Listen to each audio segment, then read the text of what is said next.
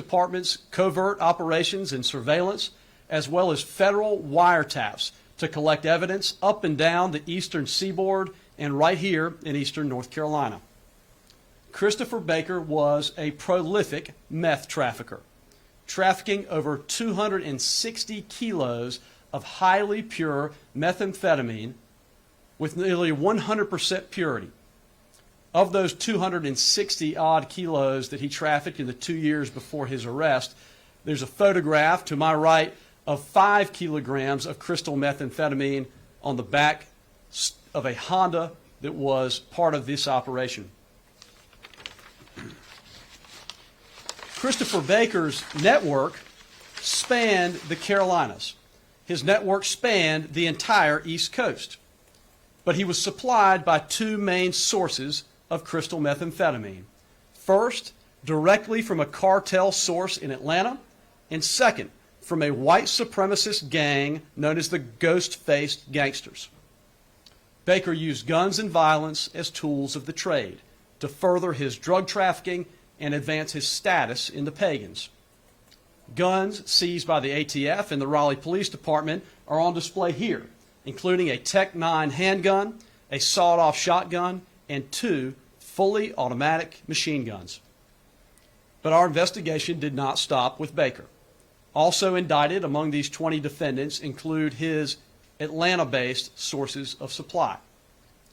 The 75-year sentence that Chief Judge Richard Myers imposed on Baker reflects Baker's violence, his propensity for violence, and his utter disregard for the law.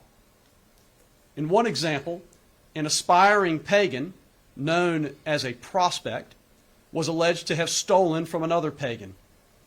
Baker ordered that the prospect be tortured and his fingers cut off with an electric saw while he forced others to watch.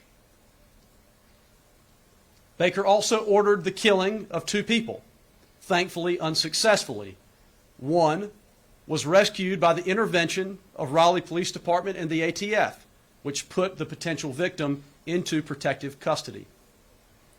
ATF and the Raleigh Police Department should be commended for their incredible work in this investigation.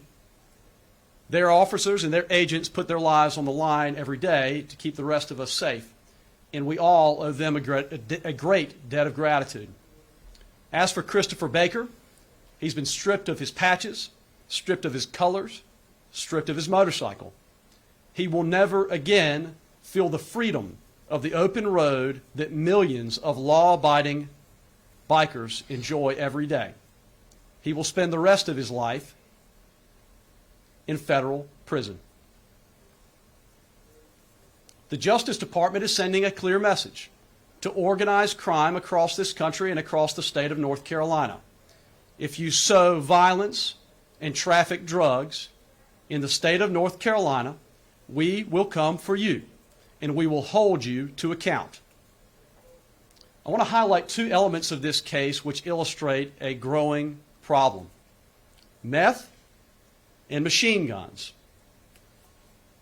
First, if you traffic drugs while possessing an automatic machine gun, to include the fully automatic machine guns like those on this table, you will face a 30-year mandatory minimum.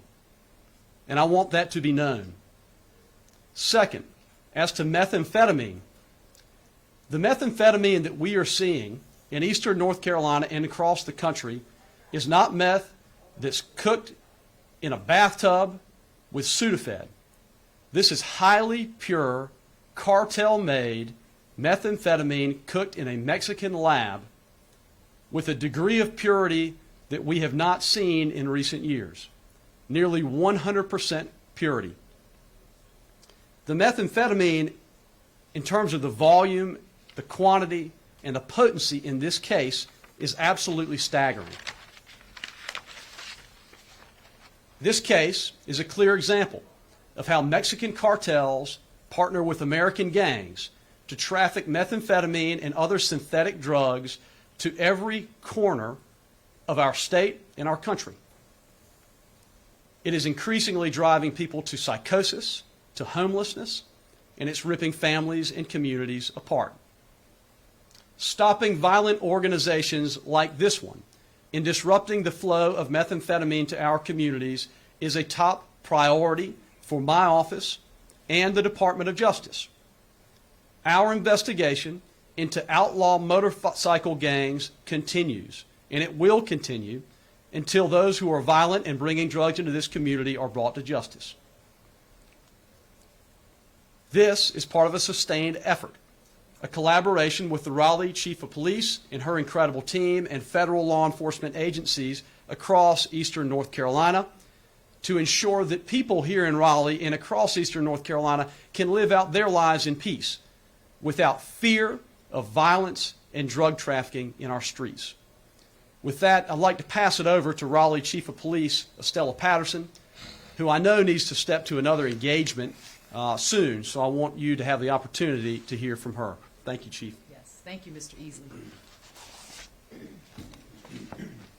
Good morning. As stated, my name is Estella Patterson, and I am the Chief of Police for the Raleigh Police Department. It is an honor to stand with my colleagues and partners today to once again announce, as Mr. Easley has stated, that another criminal element has been disrupted and key members removed from the streets of Raleigh. The success of this investigation and the accompanying indictments are a result of the tremendous work of our detectives assigned to the Raleigh Police Department's Criminal Enterprise Drug Unit, agents from the ATF and FBI, members of the City County Bureau of Identification, the U.S. Marshal's Office, and the U.S. Attorney's Office of the Eastern District of North Carolina. Each day, the men and women assigned to these teams devote great energy, countless hours, and immense resources to pursue individuals and organizations such as this for the betterment of our great city. The actions of the defendant in this case, Mr. Christopher Baker, and the criminal organization that he represented jeopardized the safety of every member of our community.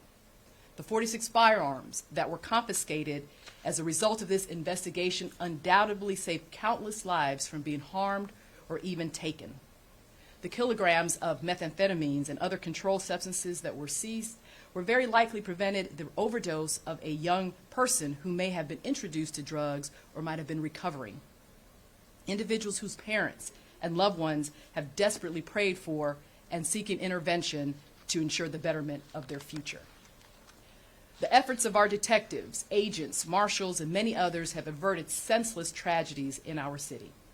I can assure you that the work of our dedicated professionals across law enforcement teams to bring this case to justice and prevent further harm to our community is just the beginning, as Mr. Easley stated. Collectively, we are devoting more resources to reduce narcotic distribution and prevent violence in our streets and in our neighborhoods. To those engaging in criminal enterprises, hear me when I say we're not tolerable of your behavior, and we're coming after you and all those who aid and abet you.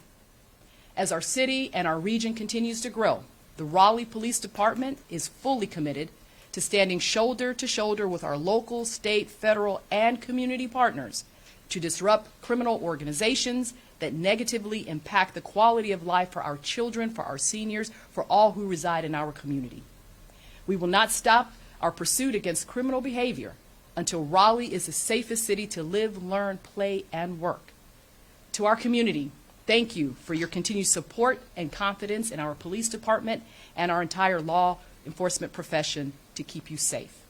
To those standing with me today, thank you for your incredible leadership, your partnership and ownership on investigations of this magnitude and the success of it. We are fortunate to have you on this side of the law. Thank you. Thank you, Chief. I'd like to ask Special Agent in charge of the ATF, Benny Mims, to come forward to share a few words. His agency has done so much to focus and learn and investigate and prosecute outlaw motorcycle gangs nationally for many years.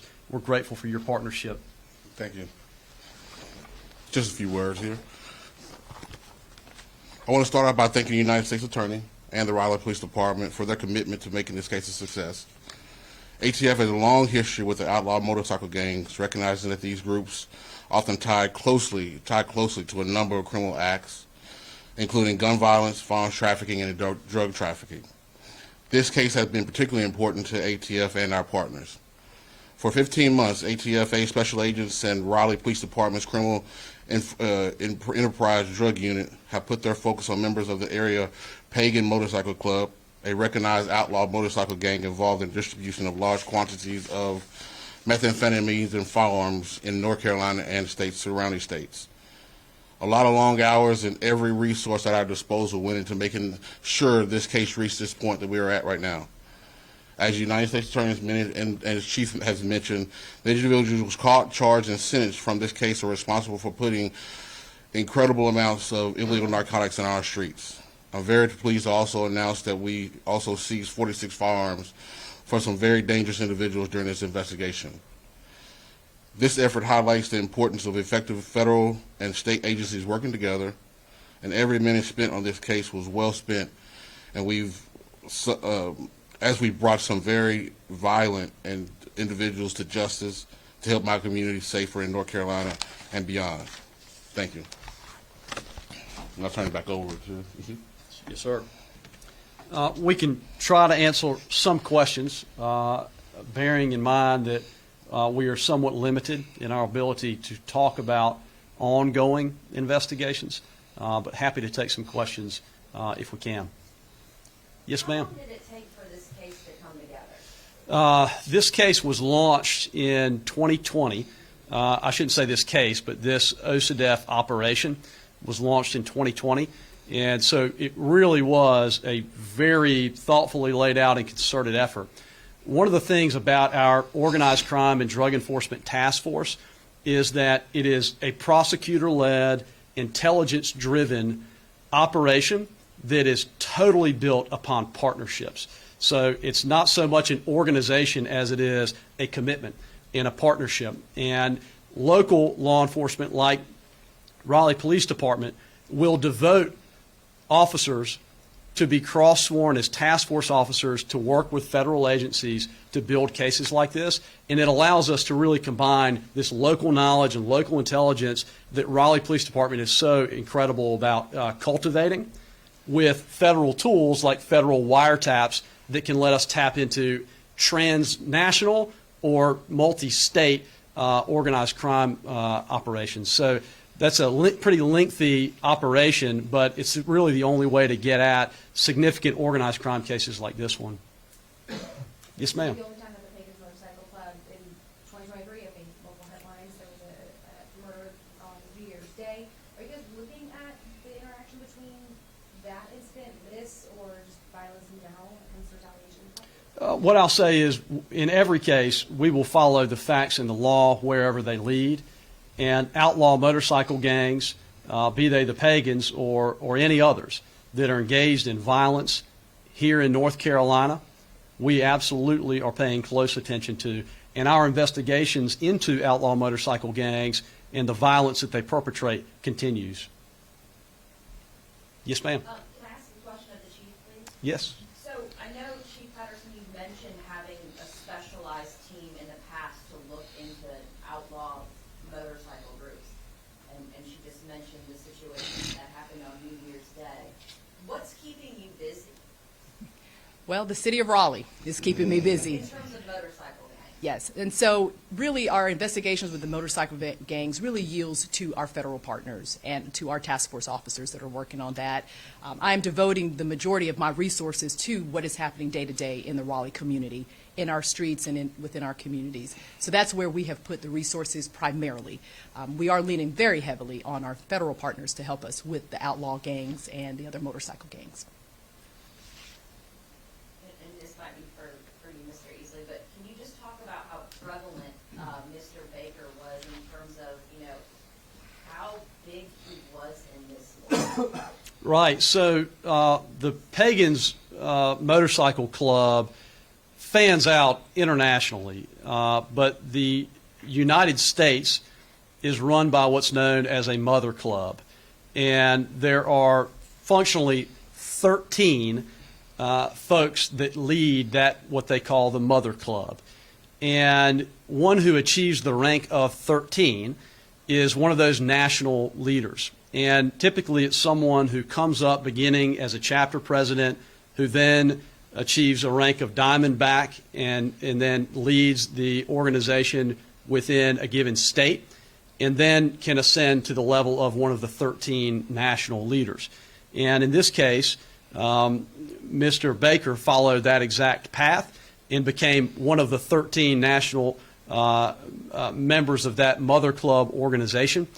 And in that capacity, led the Pagan's operations in North and South Carolina.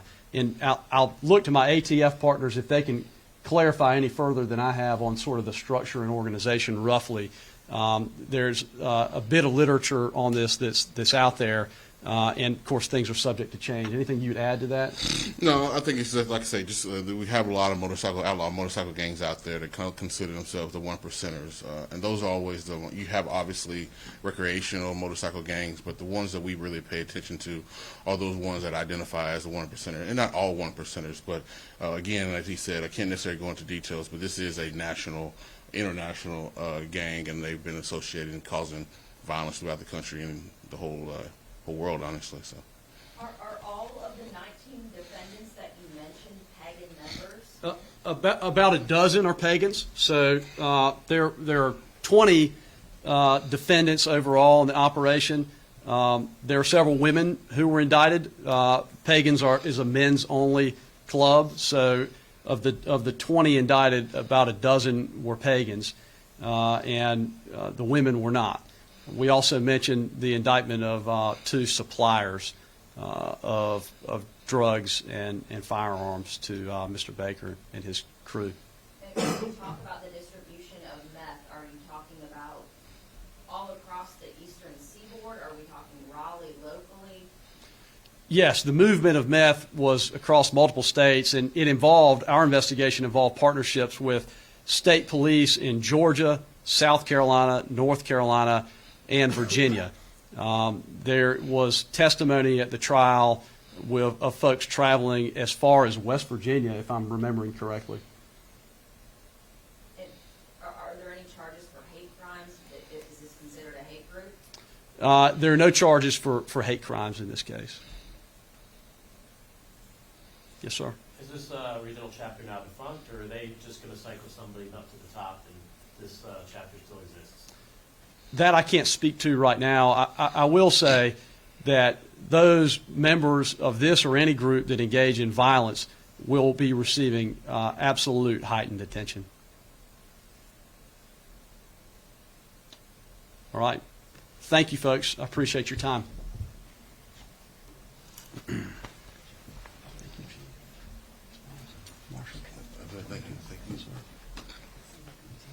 I'll get those bars up. Yeah. I got you.